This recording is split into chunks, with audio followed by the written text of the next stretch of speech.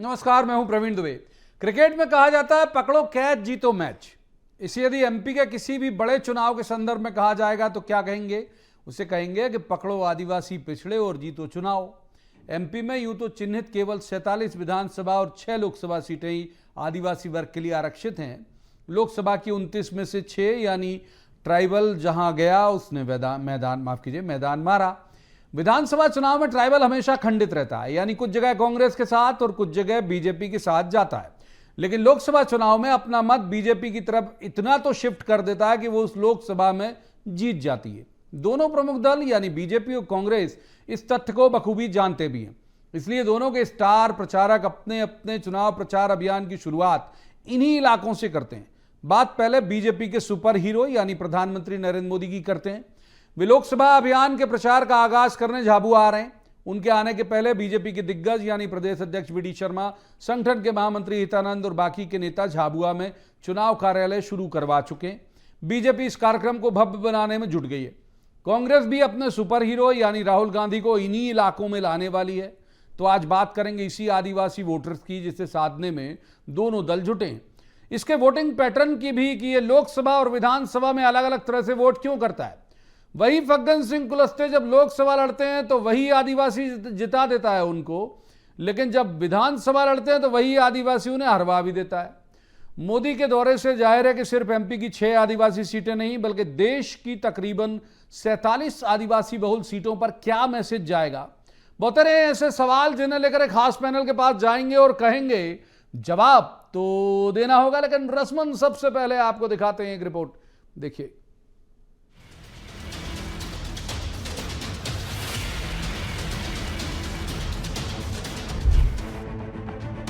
आदिवासी voter यानी किसी भी पॉलिटिकल पार्टी के लिए ट्रम्प कार्ड। यदि वो पूरा शिफ्ट हुआ तो चुनाव की अंक सूची को डिस्टिंक्शन के साथ पास करा देता है। प्रधानमंत्री नरेंद्र मोदी 11 फरवरी को एमपी में अपने चुनाव अभियान का आगाज यदि झाबुआ से कर रहे हैं तो इसके भी बहुत मायने हैं। एमपी में 47 विधानसभाएं और 6 लोकसभा सीटें आदिवासियों के लिए आरक्षित।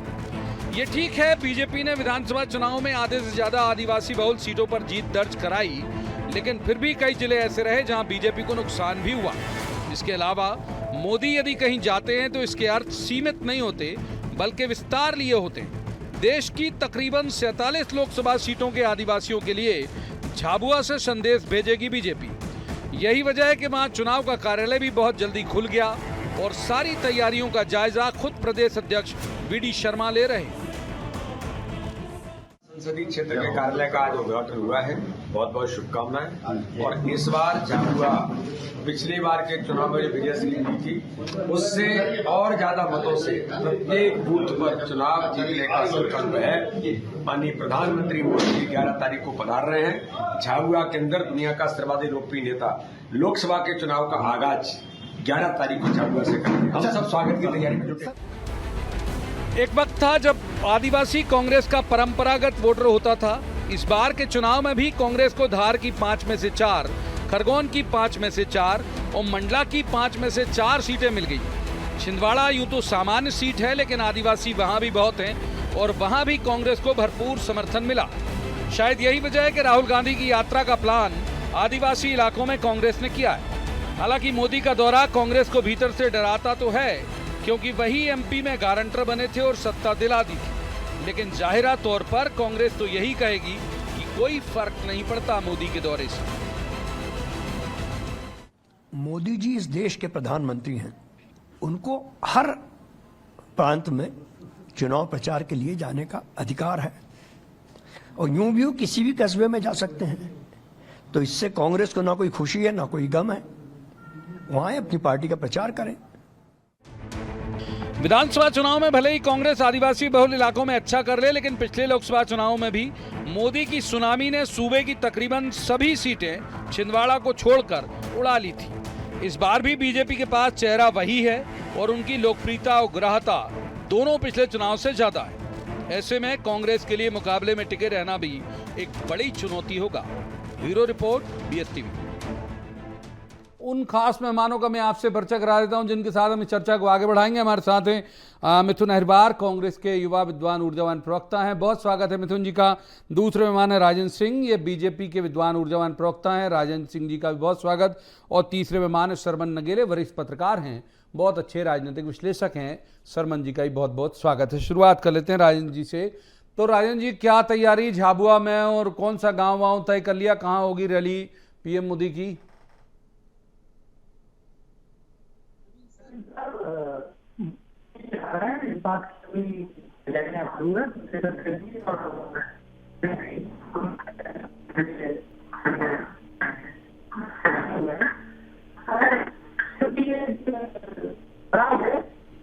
कुछ तकनीकी दिक्कत है शायद आपके ऑडियो में। राजन जी माफ कीजिए, मैं तब तक वीसीआर साथियों से कहूंगा कि वो दुरुस्त करें। एक बार मिथुन को इन कर लेते हैं, आपकी आवाज़ क्लियर नहीं आ पा रही। मिथुन जी, प्रधानमंत्री अगर मान लो गारंटर बनते हैं विधानसभा चुनाव में, कहते हैं भाई मेरा चेहरा सामने रखिए, मुझे देखकर वोट दीजिए, सुनामी आ जाती है, जीत जाते हैं। अब लोकसभा के लिए फिर आ रहे हैं तो कुछ ऐसे डर आप इग्नोर तो कर रही पार्टी, कह रही कि ठीक है आते रहें, कोई दिक्कत नहीं है, लेकिन अंदर से क्या आवाज आ रही है आप लोगों के? उसको आदिवासी समाज के लोग भी बहुत अच्छे से समझ चुके हैं। केंद्र सरकार ने कई सारे ऐसे फैसले लिए, जैसे अभी यूजीसी ड्राफ्ट की बात कर ली जाए तो SC ST OBC की जो खाली सीटें हैं उनको सामान्य में परिवर्तित कर दिया जाए। अगर इन वर्ग के सक्षम लोग नहीं मिलते हैं, इस तरीके की कॉन्स्पिरेसी अगर केंद्र सरकार की ओर से चलेगी, अगर एक मुख्यमंत्री जो मुख्यमंत्री पद पे पहुंच गया लेकिन क्योंकि वो आदिवासी है तो उसे जानबूझ करके ईडी के जरिए जेल भिजवाया जाता है।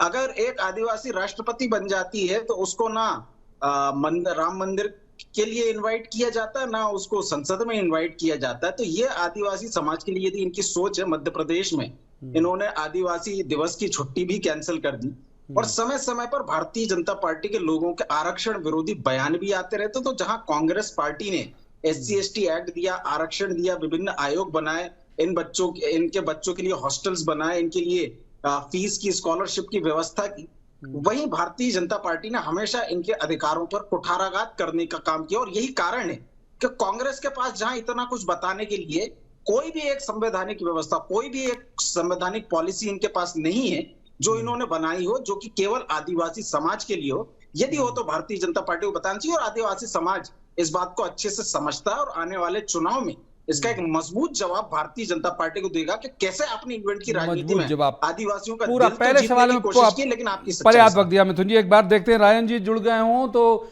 राजन जी के पास लेके जाऊंगा। राजन जी, ये कह रही कांग्रेस की कोई ऐसा सॉलिड प्लान आपने ट्राइबल के लिए नहीं बनाया कि जिस वजह से वो आए? और दूसरा मेरे पहले सवाल का भी अगर आप तक आवाज प्रॉपर जा रही हो कि क्या क्या तैयारी हो गई झाबुआ में? प्रवीण सर, मैंने कहा सिर्फ झाबुआ नहीं, भारतीय जनता पार्टी चुनाव की तैयारी में पूरे 29 लोकसभा क्षेत्र में हमारी तैयारियां चालू हो गई। कार्यकर्ता जो गांव चलो अभियान के तहत हर बूथ पर जाकर 24 घंटे रात्रि विश्राम की जो व्यवस्था पार्टी के निर्देश है उसके तहत काम शुरू हो गया है। दूसरी बात जो हमारे विद्वान मित्र कह रहे थे कि भारतीय जनता पार्टी ने ऐसा कुछ नहीं किया है कि आदिवासी उनके साथ आए। आदिवासियों के हितों की रक्षा करने के लिए भारतीय जनता पार्टी सदैव तत्पर रही है और इसीलिए पिछले लोकसभा चुनाव में भी ये हो सकता है विधानसभा चुनाव लोकसभा चुनाव में कुछ थोड़ा सा डिफरेंस रहता है, हर जगह रहता है, लेकिन मोदी जी के ऊपर आदिवासी समाज का जो स्नेह है और आशीर्वाद है मोदी सरकार के प्रति, वो पिछली बार भी दिखा और इस बार भी पूरा विश्वास है कि मध्य प्रदेश की 29 सीट हम जीतेंगे। उसमें चाहे वो आदिवासी बाहुल्य की 9 सीटें हों या सारी सीटें, हम तो बात कर रहे हैं कि सभी सीटों पर Bharatiya Janata party clean sweep करेगी। ठीक है, सरमन जी को इन करते हैं। सरमन जी, आपकी टिप्पणी। एक वक्त था जब, जैसे हमने जिससे बात की शुरुआत भी की थी, कि बड़ा ट्रेडिशनल वोटर कहा जाता था, जो अभी तक रिफ्लेक्ट होता है कई जिलों में, हमारे जिले में भी रिफ्लेक्ट होता है। आप देख लीजिए मंडला, डिंडोरी, यहाँ वहाँ, मतलब ये रिफ्लेक्ट होता है अभी तक कि ट्रेडिशनल वोटर था कांग्रेस का। ठीक है, संख्या कम होती जा रही, धीरे धीरे बीजेपी की तरफ आते जा रहा है। लोकसभा चुनाव को लेकर आपका आकलन क्या है? देखिए माननीय प्रवीण जी, जो ट्राइबल वोट पर दोनों राजनीतिक दलों का जो फोकस है वो फोकस इसलिए भी है कि जो आदिवासी समुदाय है वो जिस दल के पक्ष में मतदान कर देता है विधानसभा चुनाव के संदर्भ में उस दल की सरकार बन जाती है। हाँ, और लोकसभा चुनाव में भी जो है ना 6 ट्राइबल सीट हैं और 4 SC की सीटें, 10 सीटें हैं और बहुत सारी सीटों पर ट्राइबल कम्युनिटी के लोग अच्छी संख्या में हैं। तो कुल मिलाकर 29 में से कम 20-22 ऐसी सीट्स हैं जहां पर आदिवासी अपना मतदान जिस पक्ष में कर देता है उसके अच्छी संख्या में यहाँ से सांसद बन जाते हैं। देखिए, जहां तक दोनों दलों की बात है, दोनों दलों का लोकसभा चुनाव जीतने का जो लक्ष्य है वो उसके कुछ और भी संदर्भ हैं। पहला संदर्भ तो यह है कि देखिए 2019 के चुनाव में भारतीय जनता पार्टी को पूरे देश में 37.47% वोट मिले थे और कांग्रेस को 19.51% वोट मिले थे। मध्य प्रदेश के संदर्भ में देखें तो मध्य प्रदेश के संदर्भ में भारतीय जनता पार्टी को 58% वोट मिले थे और कांग्रेस को 34.50% वोट मिले थे। और सीट जो है ना कांग्रेस की तुलना में बीजेपी की ज्यादा लगभग 28 आई थी और 1 कांग्रेस की आई थी। तो अब ये जो वोट परसेंट की मैं इसलिए बात कह रहा हूं कि वोटों परसेंट बढ़ाने का लक्ष्य है, कांग्रेस का भी है, बीजेपी का भी है। सीट्स तो बढ़ाने का लक्ष्य है ही, साथ में वोट और परसेंटेज बढ़ाने का लक्ष्य है। बीजेपी का लक्ष्य 10% वोट बढ़े हमारे और कांग्रेस का लक्ष्य भी है, लेकिन अब कांग्रेस उतने अपने लक्ष्य में कितना सफल होती कहना मुश्किल है। लेकिन यदि अब 5 राज्यों के अभी जो हाल के चुनाव हुए विधानसभा के, उनका यदि अपन वोट और परसेंटेज का और यदि उनके मतदान का आकलन करें तो भारतीय जनता पार्टी की तुलना में कांग्रेस को 12 लाख अधिक वोट मिले 5 राज्यों में। अब ये वो जो कांग्रेस का जो अपना अभी तक कन्वर्ट नहीं होते हैं, लेकिन ये हाँ देखिए चुनाव सीट में कन्वर्ट नहीं होते लेकिन वोट उनको अधिक मिले हैं। अब जो उनका जो अभी तक का जो टेम्पो है, जो अभी तक की उनकी कार्यप्रणाली है कि वोट तो मिल रहे हैं, उसको वो सीट में कन्वर्ट कैसे करें और कैसे जवाब ले लेते हैं। महत्वपूर्ण बात बोली शर्मन जी ने। तो पढ़ाई ठीक ठाक कर लेते हो मिथुन जी, जो बोलो आप निकल के आए शर्मन जी की बात से, पढ़ाई ठीक ठाक कर लेते हो, सवालों के जवाब भी पता होते, मार्कशीट नहीं आती है आपकी, और मार्कशीट नहीं आती तो फिर जाहिर बात है कि मार्कशीट इनकी आती है डिस्टिंक्शन के साथ।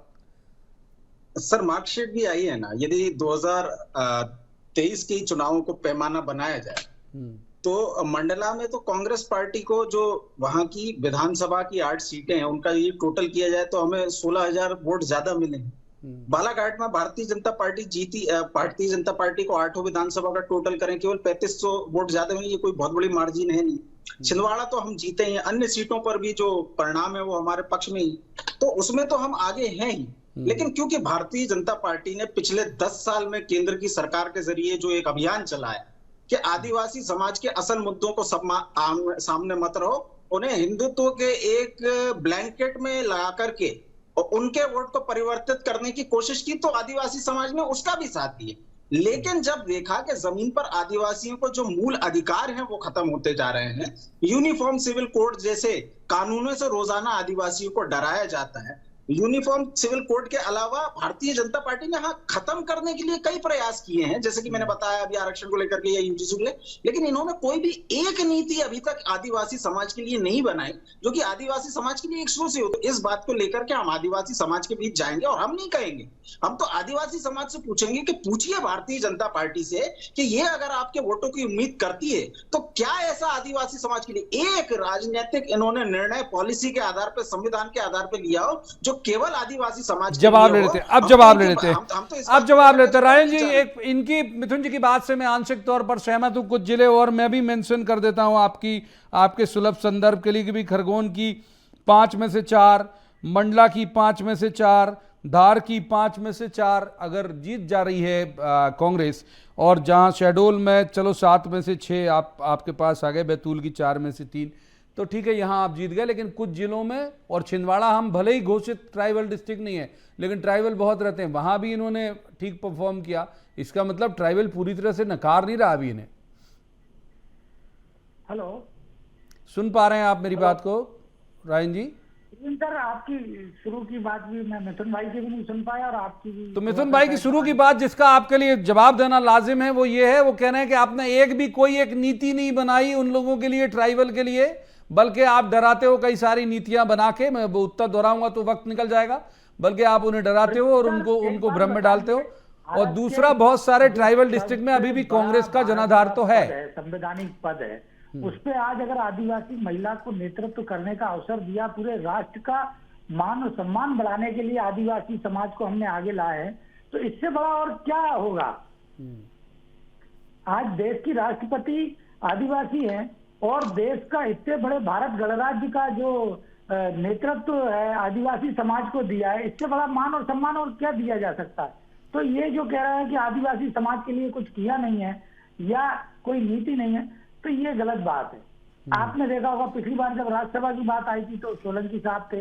जहां भी प्रतिनिधित्व की बात आती है, कांग्रेस पार्टी ने हमेशा आदिवासियों को ठगा है, उनको कभी प्रतिनिधित्व नहीं दिया।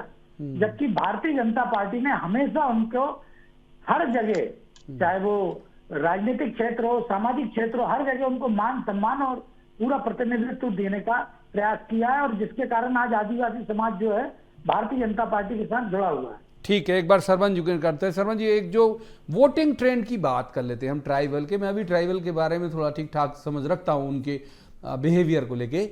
वोटिंग ट्रेंड इस तरह का क्यों? मैंने वही फग्गन सिंह कुलस्ते को वो लोकसभा जिता देते हैं, मगर वही फग्गन सिंह को ना विधानसभा हरवा देंगे।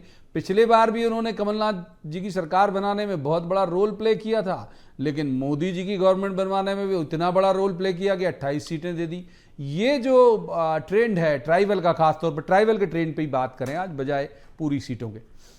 देखिए, इसमें दो चीज़ें हैं। एक तो देखिए, आपने जैसे कि माननीय फग्गन सिंह कुलस्ते के संदर्भ में कहा है, तो विधानसभा का क्षेत्र बहुत छोटा होता है, लोकसभा का बहुत बड़ा होता है। और लोकसभा के क्षेत्र में बाकी रिजर्व सीट है ना, वो भी रिजर्व सीट तो है, लेकिन विधानसभा भी रिजर्व है, लोकसभा भी रिजर्व है, लेकिन बाकी समुदाय के लोग भी रहते हैं, अकेले ट्राइबल ही नहीं रहते, बाकी समाज भी वहाँ रहता है। और दूसरा ये है जो बहुत ही गंभीरता के साथ इस पर अध्ययन हुआ है कि लोकसभा चुनाव में जो मतदाता है, चाहे वो ट्राइबल हो या दूसरा मतदाता हो, वो राष्ट्रीय मुद्दों पर और केंद्र की योजनाओं पर और केंद्र में उनका किस तरह से उनके हितों का संरक्षण हो, उस पर मतदान करता है। और विधानसभा चुनाव में वो राज्य के और खासकर अपने विधानसभा क्षेत्र के विधायक के संदर्भ में कि हमारा डे टू डे की कामकाज में किसके साथ हमको संबंध निभाना, किससे संपर्क करना, उसके आधार पर करता है। और लोकसभा चुनाव के संदर्भ में उनका अपना ये रहता है कि भाई हमारे को बहुत सारी जो योजनाएं रहती है उसमें कौन दल हमको मदद करेगा, हमको किससे हमको फायदा होगा। इसके अलावा देखिए, दो तीन चीजें एक और भी हैं कि जो छोटे छोटे जो जिले रहते हैं जहाँ पर ठीक है ट्राइबल सीट्स तो हैं, लेकिन उसमें भी जाति में भी जो है ना उपजातिवाद भी चलता है। ये बहुत गंभीर विषय है, क्योंकि हालांकि मध्य प्रदेश का ऐसा ट्रेंड नहीं है, लेकिन ये सिर्फ कहा जाता है, सच्चाई तो यही है कि सभी जगह इस तरह का ट्रेंड चलता है। और जो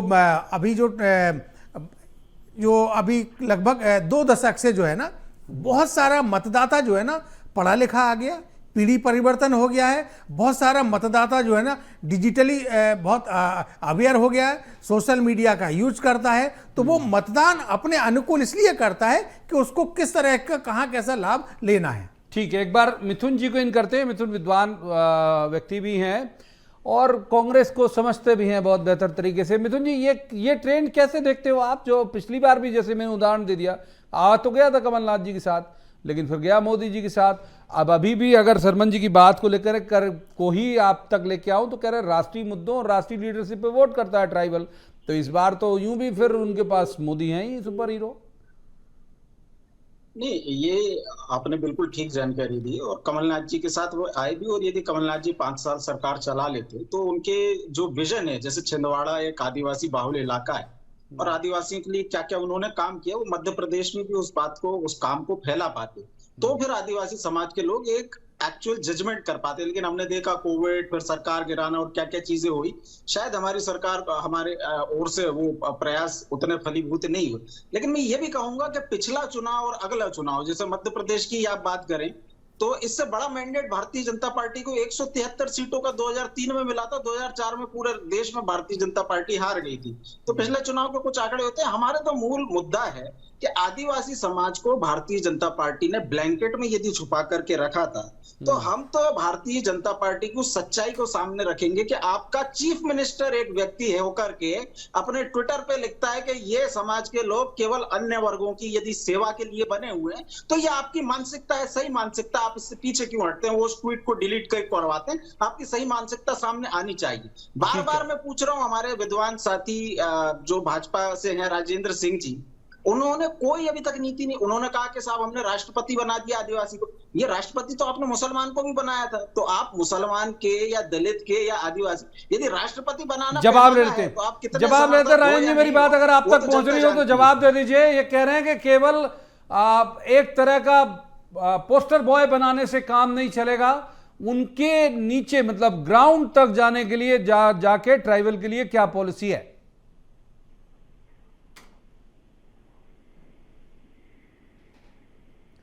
संभवतः कुछ तकनीकी दिक्कत पहले से ही है राजन जी के पास। राजन सुन पा रहे हैं क्या आप? सर, राष्ट्रपति बताना भी ये नीति नहीं है, ये एक्सेप्शन है, इसकी नीति नहीं बनाई है इन्होंने। ठीक है, कुछ तकनीकी दिक्कत है, एक बार हम इन कर लेते हैं शर्मन जी को फिर से, अगर वो इस बीच वक्त हालांकि हाथ से फिसल रहा है, लेकिन यदि वो कनेक्ट हो गया तो जरूर उनके पास जाएंगे। शर्मन जी, इस पूरे मसले में अगर हम देखें, आपकी बात को आगे बढ़ा रहा हूँ कि लीडरशिप अगर मान लो देखता है, नेशनल की पॉलिसी देखता है, ये सब देखता है, तो पिछले चुनाव की तुलना में 2024 में कांग्रेस में क्या बदलाव और बीजेपी में किस तरह का मतलब जो लीडरशिप की ग्राह्यता आप देखते हैं ट्राइबल की नज़र में?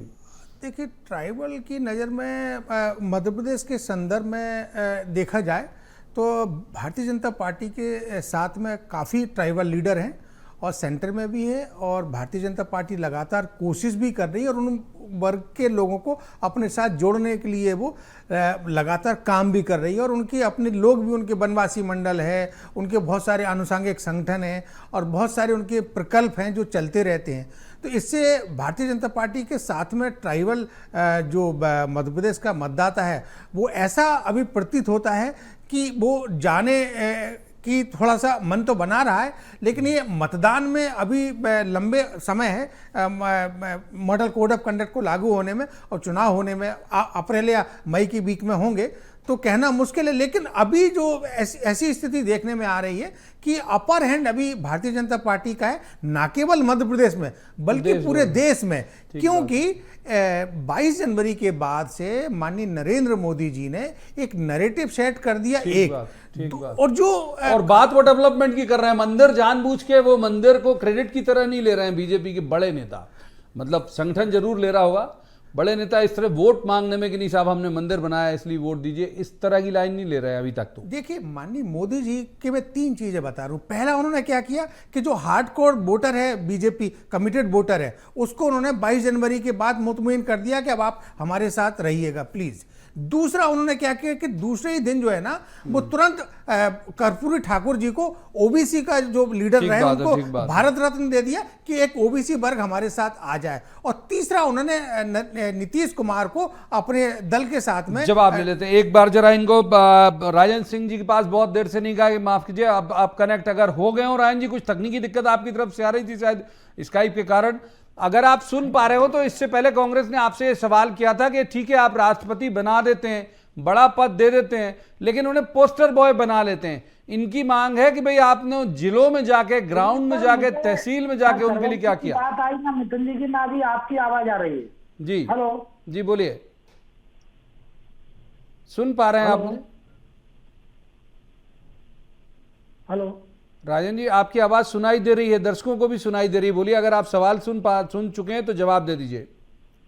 नहीं, अब आपकी अब आवाज आई। आपने सवाल क्या किया था वो नहीं, क्योंकि ना मैं मिथुन भाई को सुन पाया ना शर्मन जी को सुन पाया था। सवाल उन्होंने ये किया था मिथुन जी ने कि आप ठीक है पद दे देते हैं लेकिन पोस्टर बॉय बना के रख लेते हैं। राष्ट्रपति आपने कहा कि हमने बनाया, वो कह रहे पोस्टर बॉय बना लेते हैं, ग्राउंड में जाके काम नहीं करते ट्राइबल के लिए।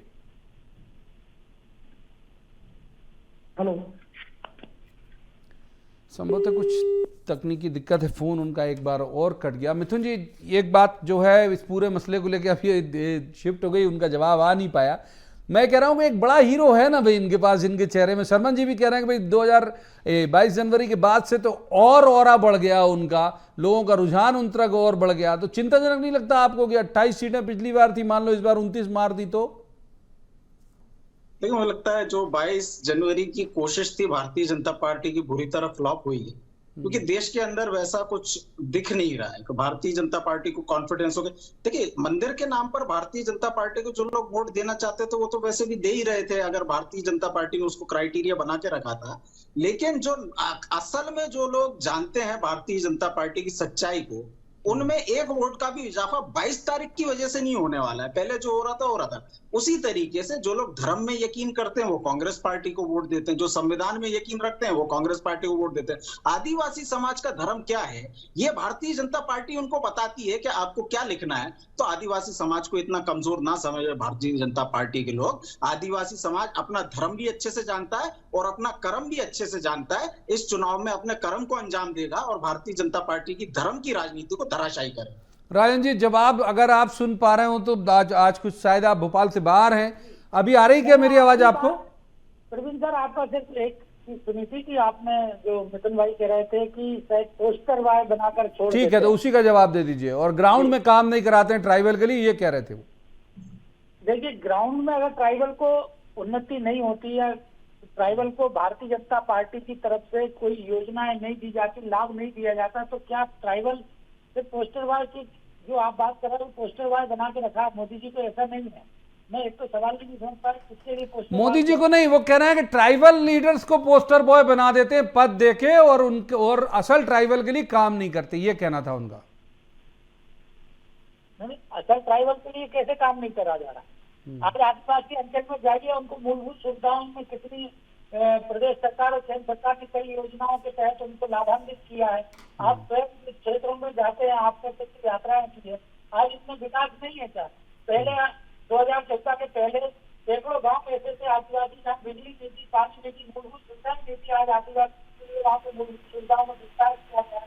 मेरे यहाँ नवकापुरम के क्षेत्र की जो आदिवासी पंचायत है, जहाँ पहले परसत पानी जैसी गाँव में जाना, मतलब जहाँ आजादी के बाद से 2015 तक कोई नेता या जनप्रतिनिधि जा ही नहीं पाया था, ऐसी जगहों पर पढ़ने, अस्पताल, मूलभूत सुविधाएं हैं। ठीक है राजन जी, माफ कीजिए, आगे ले जाता मैं चर्चा को, कुछ तकनीकी दिक्कत से आप जुड़ नहीं पाए थे, लेकिन अब वक्त इजाजत नहीं देता इससे आगे जाने की। बहुत बहुत शुक्रिया, यहीं पर करना होगा मुझे तीनों मेहमानों का इस चर्चा में शामिल होने के लिए। लेकिन एक बात सही है कि जो बात शर्मन जी भी कह रहे थे, और जो जिस तरह का एक रुझान आ रहा है कि भाई इस बार, पिछले बार बीजेपी ने बहुत अच्छा किया, इस बार उसके पास और प्लस पॉइंट हैं, बहुत सारी चीजें हैं, जबकि कांग्रेस के पास थोड़ी मुश्किल अभी भी है।